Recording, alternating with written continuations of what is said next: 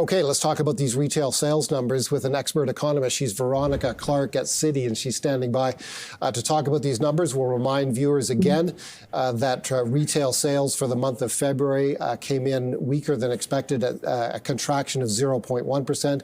An advance of 0.1% was expected. Excluding automobiles, you get a deeper retreat in retail sales of 0.3%.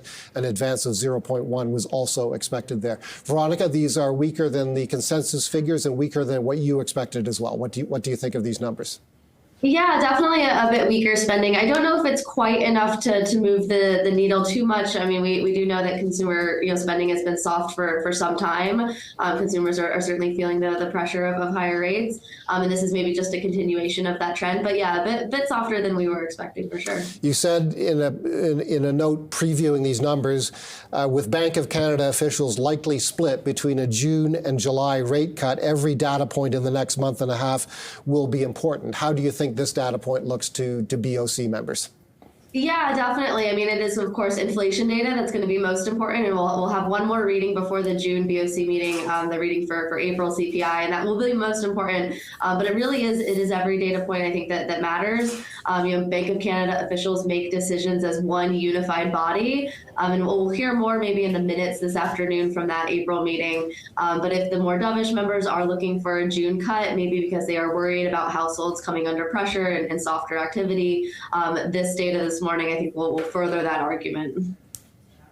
Veronica, do you think there's an import-export mix issue at all at play in these retail sales numbers? The Canadian dollar has weakened pretty considerably here, first of all, in lead up to the federal budget, but really it's been weakening and it's quite heavily shorted, actually. And so, Canada is a small, open economy, but do you think there is some mix effect going on here in these numbers?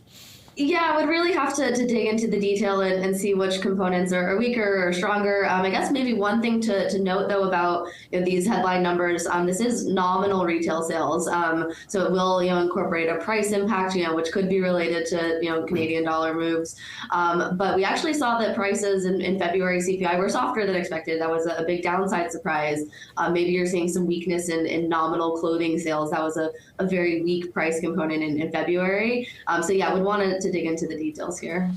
Here are some of those details. The decline was led by lower sales at gas stations, while automobiles rose. Excluding those two sectors, which one of the numbers does, of course, core retail sales were little changed. All in, the report shows, this is reporting from Bloomberg News, who saw these numbers in a lockup. The report shows consumers cutting back on discretionary products, including clothing and accessories, as well as sporting goods. Does that fit your expectations, consumers cutting back on discretionary items?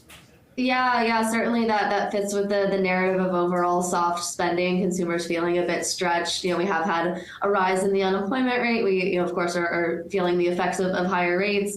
I would note on that clothing number, if that's a nominal sales figure, maybe some of that is reflecting that we did have very weak clothing prices in the winter, January and February, and maybe some of that could rebound in March data, spring data. But yeah, it definitely fits with the softer trend of spending that we've seen. And here's the March number. The StatsCan has released one of those flash numbers, which is a preliminary estimate for the month of March, reporting unchanged retail sales in March. And again, that number is subject to revision. We'll get those numbers in about a month from now.